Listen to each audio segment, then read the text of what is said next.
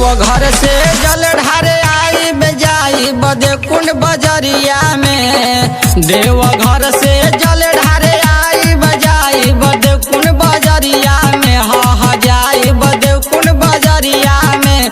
मिली दुल्हवा गोर तोहरो औरंगाबाद शहरिया में। मिली दुल्हवा गोर तोहरो कलेर के बजरिया में। मिली दुल्हवा गोर तोहरो जहानाबाद शहरिया में।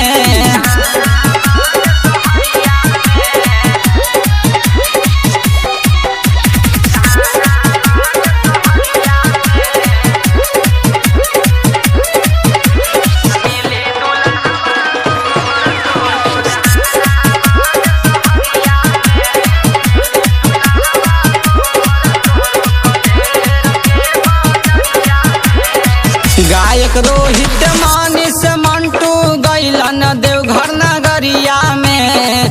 गायक रोहित